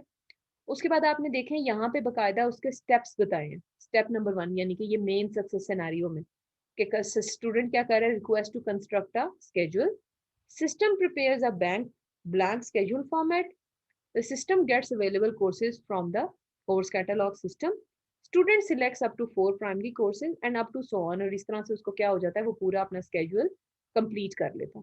अब इसी के अंदर से जो एक्सटेंशन पॉइंट्स भी निकल रहे हैं, 1A 1B 3A 5A के मतलब जितने भी एक्सटेंशंस हैं, फिर आप इस तरह से उनको जो है वो आप मेंशन करते हैं, जो एक्सेप्शंस आती हैं या कोई प्रॉब्लम्स आते हैं उनको इस तरह से आप डॉक्यूमेंट करते हैं। इसी तरह से इसी को अगर हम टेबुलर फॉर्मेट में देखें कि आपने अगर टेबल की फॉर्मेट में इसी फुली ड्रेस फॉर्मेट को अगर आपने मेंशन करना हो तो ये एक और तरीका है, ठीक है। आपको मुख्तलिफ फॉर्मेट्स मिलेंगे किसी भी यूज केस को डिस्क्राइब करने के, ठीक है। मुख्तलिफ फॉर्मेट्स आपको मुख्तलिफ बुक्स में मुख्तलिफ फॉर्मेट्स मिलेंगे जिनकी मुख्तलिफ तरह से ये जो है ना हेडिंग होंगी, मगर कुछ जो होती हैं वो फिक्स होती हैं, जो हमेशा होगा। जैसे यूज केस का नाम हर फॉर्मेट में आपको मिलेगा, एक्टर आपको हर फॉर्मेट में मिलेगा, उसकी ब्रीफ समरी या छोटी सी एक डिस्क्रिप्शन आपको हर फॉर्मेट में मिलेगी। नॉर्मल कोर्स या मेन सक्सेस सिनेरियो या हैप्पी पाथ या परफेक्ट वर्ल्ड, जो हमने मुख्तलिफ नाम देखे थे मेन सक्सेस सिनेरियो के, वो आपको हर एक फॉर्मेट में आपको मिलेगा। प्री कंडीशन पोस्ट कंडीशन आपको हर फॉर्मेट में मिलेगी। इसके अलावा मुख्तलिफ मजीद आपको जो है ना वो सेक्शंस आपको जो है ना वो मिलेंगे मुख्तलिफ फॉर्मेट्स में। मगर जो भी आपने फॉर्मेट फॉलो करना होगा, पहले वो आपको फॉर्मेट बताया जाएगा कि आपने कौन सा फॉर्मेट जो है वो आपने फॉलो करना है, ठीक है। अच्छा, अब मजीद कुछ कॉन्सेप्ट्स के आप इनहेरिटेंस के कॉन्सेप्ट से आप वाकिफ हैं, इनहेरिटेंस जर्नलाइजेशन के कॉन्सेप्ट से आप वाकिफ हैं, तो वही वाला कॉन्सेप्ट हम यूज करते हैं यहाँ पे। अगर कभी ऐसी सिचुएशन हो कि आपकी जो डायग्राम जो है वो कॉम्प्लेक्स बन रही हो, कि जिसमें आपके एक्टर और यूज केसेस के दरमियान जो कनेक्शंस हैं वो बहुत ज्यादा ओवरलैपिंग बन रहे हो, तब आप जो है वो एक्टर जनरलाइजेशन का कॉन्सेप्ट जो है वो आप अप्लाई कर सकते हैं। इससे क्या फायदा होगा कि आपकी जो डायग्राम है, जो बहुत सारी लाइंस और बहुत ज्यादा इंटरमिंगल हो रहे हैं एसोसिएशंस, उनको जो है वो काफी हद तक आप क्या कर सकते हैं, आप मैनेज कर सकते हैं।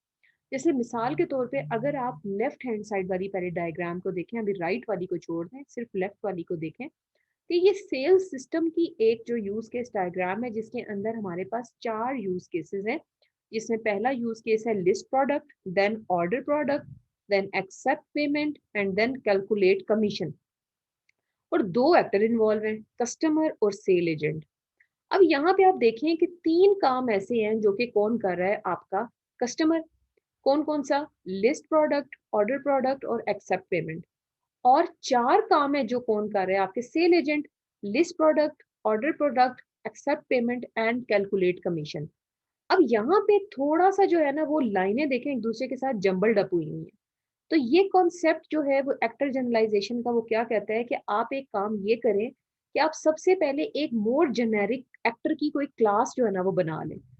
ये वो क्लास होगी जो कि आप कह लें कि कॉमन काम कर रही होगी। जैसे अगर हम इन दोनों की एक more general right hand side पे अगर आप देखें, तो हम इसकी मोर जनरल एक एब्स्ट्रैक्ट एक्टर बना देते हैं, जिसका हम नाम क्या रख देते हैं, हम नाम रख देते हैं परचेजर।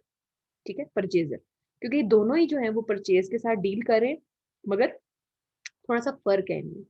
अब परचेजर जो है वो मोर जेनेरिक आपने एक एक्टर बना दिया, और उसके अंदर जो है वो सब टाइप्स बना दी आपने, कौन कौन सी, एक कस्टमर है और एक सेल एजेंट है। ठीक है।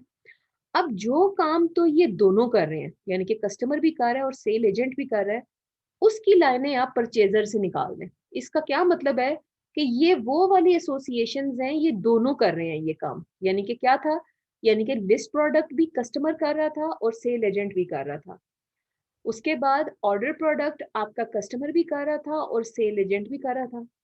और एक्सेप्ट पेमेंट आपका कस्टमर भी कर रहा था और सेल एजेंट भी कर रहा था। तो हमने क्या किया, ये तीनों जो है हमने किसके साथ एसोसिएट कर दिए, वो वाली मोर एब्स्ट्रैक्ट एक्टर की क्लास जो हमने डिवाइस की है, जिसका क्या नाम है, परचेजर।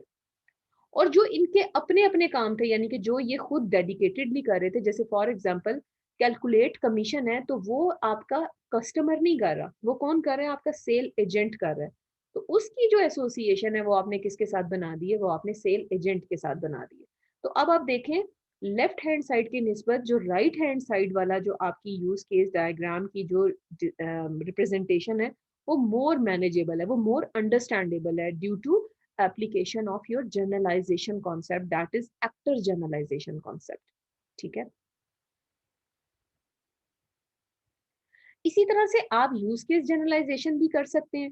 अब इनहेरिटेंस का कॉन्सेप्ट मुझे बताने की आपको जरूरत नहीं है, क्योंकि आप ऊप में ऑलरेडी ये पढ़ रहे हैं कि जनरलाइजेशन का कॉन्सेप्ट क्या है, कि मोर जो पर्टिकुलर स्टेप्स होते हैं जो कि कॉमन होते हैं आपके चिल्ड्रन के बीच में, आप उसको एक जनरलाइज पेरेंट क्लास बना देते हैं, और जो चाइल्ड क्लासेस होती हैं उनके जो अपने डेडिकेटेड फंक्शनैलिटी है वो चिल्ड्रन के अंदर होती है। अब आप यूज केसेस में भी अप्लाई कर सकते हैं, जैसे find product more general class है। अब वो प्रोडक्ट फाइंड बुक है या फाइंड सीडी है, वो उसके अपने मोर जेनेरिक जो हैं, उसके मोर स्पेसिफिक जो हैं वो चिल्ड्रन है।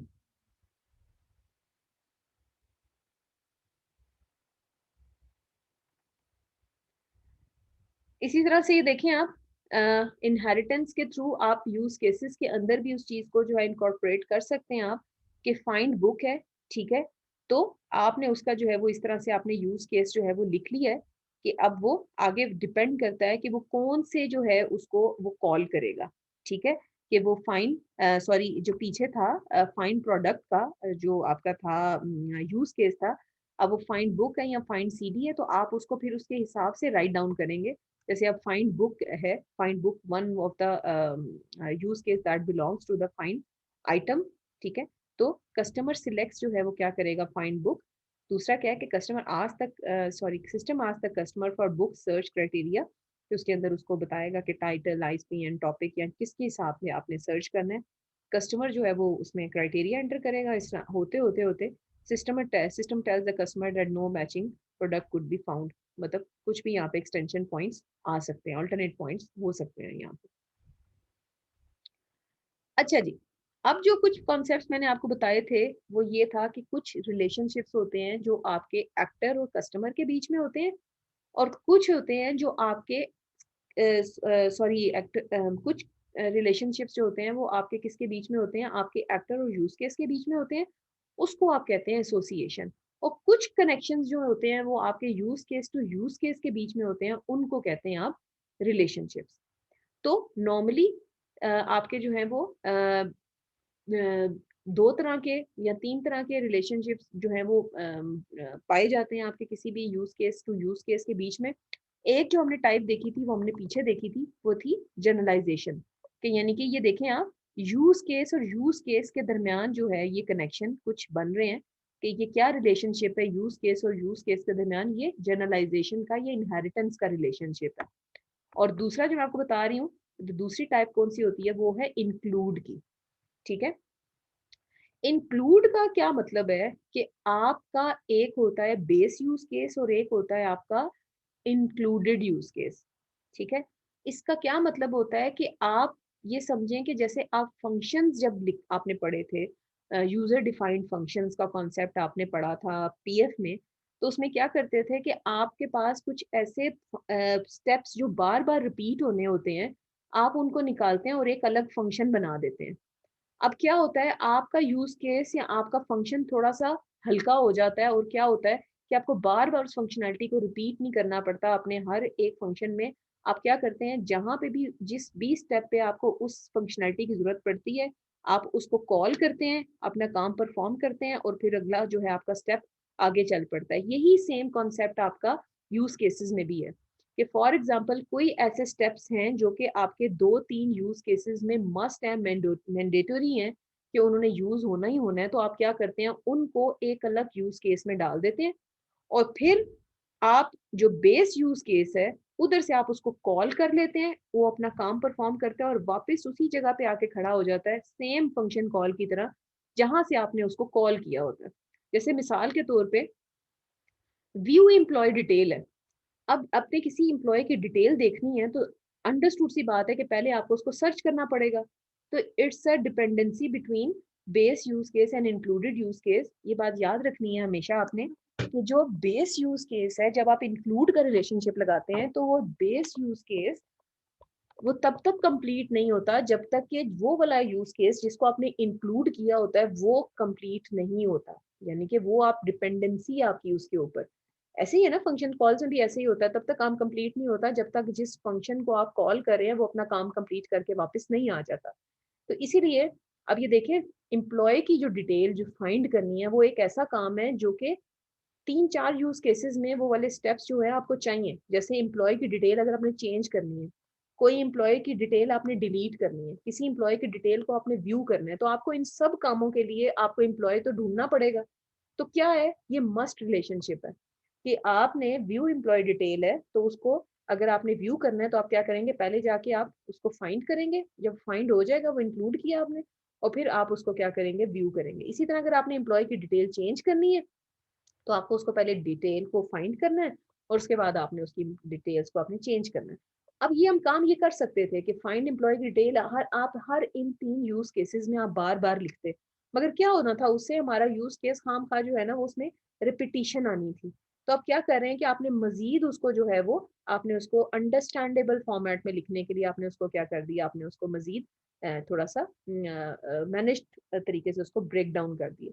एक बात याद रखनी है कि इंक्लूड के केस में बेस यूज केस से जिसको इंक्लूड कर रहे हैं उसकी तरफ जो है ना एरो हेड आता है। इसका क्या मतलब, आप इसको यूं पढ़ेंगे, view employee detail find employee detail को इंक्लूड कर रहा है अपने अंदर। इसी तरह change employee details find employee details को इंक्लूड कर रहा है। Delete employee detail find employee details की फंक्शनैलिटी को अपने अंदर इंक्लूड कर रहा है। It's a must relationship. मैं फिर रिपीट कर रही हूँ कि बेस यूज केस की फंक्शनैलिटी तब तक कंप्लीट नहीं होगी जब तक के जो इंक्लूडेड यूज केस है, that's a base use case, view employee detail is a base use case and find employee detail is a included use case. तो बेस यूज केस की फंक्शनैलिटी प्रोसेस तब तक कंप्लीट नहीं होगा जब तक कि आप जो इंक्लूडेड यूज केस है उसको उसके अंदर आप इंक्लूड नहीं करेंगे या कंप्लीट नहीं होगा जब तक आपका इंक्लूडेड यूज केस। ठीक है, अब अगर आपने इसको स्पेसिफाई करना है, आपने राइट डाउन करना है, तो यहाँ पे देखें, base use case change employee detail. ठीक है, यहाँ पे काम क्या चल रहा था मेन फ्लो में के इंक्लूड फाइंड एम्प्लॉय डिटेल। जाहिर है जब भी ये इसको मिलेगा इंक्लूड फाइंड एम्प्लॉय डिटेल, तो ये कहाँ जंप कर जाएगा, ये यहाँ पे जंप कर जाएगा। पहले ये अपना काम कंप्लीट करेगा और फिर वापस इसी पॉइंट पे आके खड़ा हो जाएगा कि जहां पे उसको कॉल किया गया था, और फिर आपका बाकी का जो यूज केस है वो चलेगा। तो आपने क्या कर दिया, इस पूरे यूज केस को आपने एक थोड़ा सा मैनेज फॉर्म में कर दिया कि जो स्टेप्स बार बार रिपीट होने थे आपने उनको एक अलग यूज केस में डाल के उसको जस्ट सिंपली कॉल कर लिया। अब दूसरा जो रिलेशनशिप है वो है एक्सटेंड का, जो इंक्लूड की निस्बत थोड़ा सा डिफरेंट है।